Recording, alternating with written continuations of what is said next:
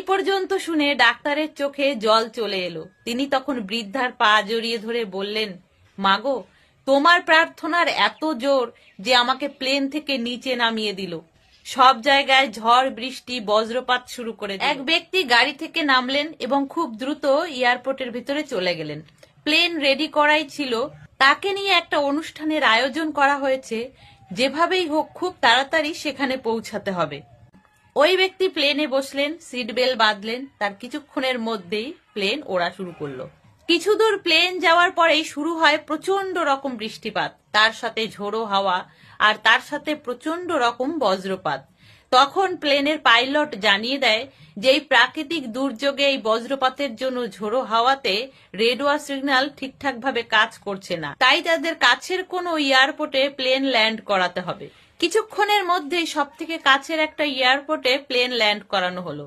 তখন সেই ব্যক্তি পাইলটের কাছে গিয়ে প্রচন্ড রকম বকাবকি করতে থাকলো। তিনি পাইলটকে বললেন যে আপনি জানেন না আমার এক একটা মিনিট কতটা মূল্যবান। ওই অনুষ্ঠানে পৌঁছাতে না পারলে আমার কত বড় ক্ষতি হয়ে যাবে। যেভাবেই হোক খুব তাড়াতাড়ি আমাকে ওখানে পৌঁছাতেই হবে। ঠিক তখনই পাশে দাঁড়িয়ে থাকা একজন লোক ওই ব্যক্তিকে চিনতে পারলেন। তিনি তখন বললেন, আরে ডক্টর পট্টনায়ক, আপনি আপনি যেখানে যেতে চাইছেন এখান থেকে মাত্র 3 ঘন্টা রাস্তা। আপনি যদি ট্যাক্সিতে যান 3 ঘন্টায় পৌঁছে যাবেন। আপনি ব্যস্ত থাকলে এখান থেকে ট্যাক্সি ধরে বেরিয়ে পড়ুন।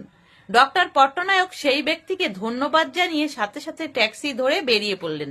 কিন্তু রাস্তায় বেরিয়ে ঝড় বৃষ্টি, তার সাথে বজ্রপাত আরো যেন দ্বিগুণ হয়ে গেল।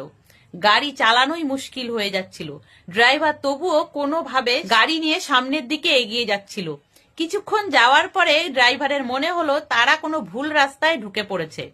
ড্রাইভার তখন ডাক্তারবাবুকে বললেন যে স্যার, আমরা মনে হয় কোনো ভুল রাস্তায় চলে এসেছি। আমি ঠিক বুঝতে পারছি না, এই ঝড় বৃষ্টিতে কিছুই বোঝা যাচ্ছে না। ডাক্তারবাবু তো ড্রাইভারকে প্রচন্ড পরিমাণে বকাঝকা করতে থাকলো। ঠিক তখনই ড্রাইভার খেয়াল করলেন যে রাস্তার পাশেই ছোট্ট একটা কুঁড়ে ঘর।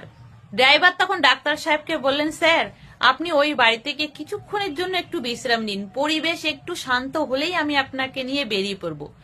ডাক্তারবাবুও দেখলেন যে সেটাই ভালো হবে। তিনি তখন গাড়ি থেকে নেমে সেই বাড়ির দরজায় ধাক্কা দিতে থাকলেন। ভেতর থেকে আওয়াজ এলো, দরজা খোলাই আছে, বাইরে যে আছেন ভেতরে আসুন।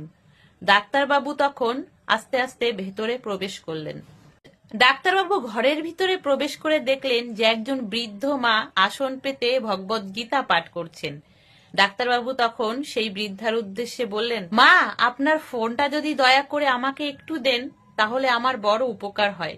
বৃদ্ধা তখন একটু হেসে বললেন, বাবা, এখানে না আছে কোনো ফোন, না আছে কোনো কারেন্ট, এখানে কোনো সুযোগ সুবিধাই নেই। তার থেকে বরং দেখো বাইরে বালতিতে জল রাখা আছে, তুমি বরং হাত পা ধুয়ে এসো, এখান থেকে একটু চরণামৃত নাও, আর আমি কিছু ফলমূলের ব্যবস্থা করে দিচ্ছি, সেগুলো তুমি খেয়ে নাও, খেয়ে নিয়ে একটু বিশ্রাম নাও। ডাক্তারবাবু সেই বুড়িমার কথা মতোই কাজ করলেন। তিনি হাত পা ধুয়ে চরণামৃত খেয়ে একটু ফলমূল খেয়ে বুড়িমার পাশে বসলেন। ঠিক তখনই ডাক্তারবাবু খেয়াল করলেন বুড়িমার পাশে ছোট্ট একটা কম্বলে মোড়া একটা বাচ্চা, আর মাঝে মাঝে বুড়িমা গীতা পাঠ করছেন আর সেই বাচ্চাটার মাথায় হাত বুলিয়ে দিচ্ছেন। ডাক্তারবাবু সেই বৃদ্ধাকে বললেন, মা, আপনার ব্যবহার আমার ভীষণ ভালো লেগেছে। আপনি নিশ্চয়ই কোনো সৎ মানুষ। আপনি যদি ঈশ্বরের কাছে আমার হয়ে একটু প্রার্থনা করে দেন যে এই দুর্যোগ যেন কেটে যায় আর আমি আমার গন্তব্যে খুব তাড়াতাড়ি যাতে পৌঁছাতে পারি। আমার মনে হচ্ছে আপনি ভগবানের কাছে প্রার্থনা করলে ভগবান তা নিশ্চয়ই রাখবেন। বৃদ্ধা তখন বললেন যে, বাবা, তুমি আমার অতিথি, আর অতিথির সেবা করা মানে ভগবানের সেবা করা। তোমার মঙ্গল কামনায় আমি আগেই প্রার্থনা করেছি।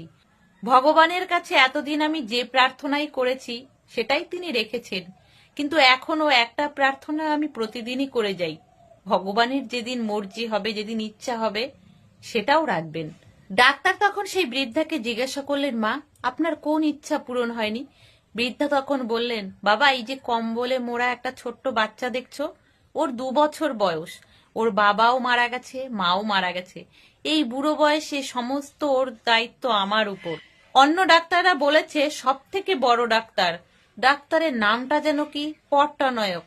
হ্যাঁ, ডক্টর পট্টনায়ক যদি ওর অপারেশন করেন তাহলে ছেলেটা সুস্থ হয়ে যাবে, কিন্তু এই বুড়ো বয়সে আমি কোথায় ছুটবো? আমি তো কিছুই চিনি না, জানি না, পড়াশুনোও জানি না যে তার কাছে নিয়ে ওকে সুস্থ করে তুলবো। তারপরেও কোনোভাবে যদি নিয়ে যাই, অত বড় ডাক্তার, কি জানি আমার এই গরিব নাতিকে দেখবে কিনা।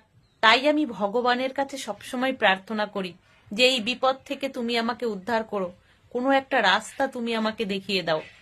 এই পর্যন্ত শুনে ডাক্তারের চোখে জল চলে এলো। তিনি তখন বৃদ্ধার পা জড়িয়ে ধরে বললেন, মাগো, তোমার প্রার্থনার এত জোর যে আমাকে প্লেন থেকে নিচে নামিয়ে দিল। সব জায়গায় ঝড় বৃষ্টি বজ্রপাত শুরু করে দিল। গাড়িতে উঠেও আমার রাস্তা ভুলিয়ে দিল। তোমার প্রার্থনার এত জোর।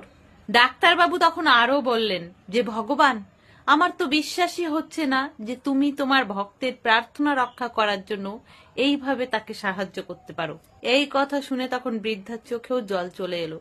ডাক্তারবাবু তখন তার নাতিকে সঙ্গে করে নিয়ে গেলেন এবং খুব ভালোভাবে তার চিকিৎসা করালেন এবং পরবর্তীতে সেই শিশুটি সুস্থ হয়ে উঠলেন। ভগবান সর্বশক্তিমান। যেখানে গিয়ে আমরা অসহায় হয়ে পড়ি, সেখান থেকেই তার কৃপা শুরু হয়।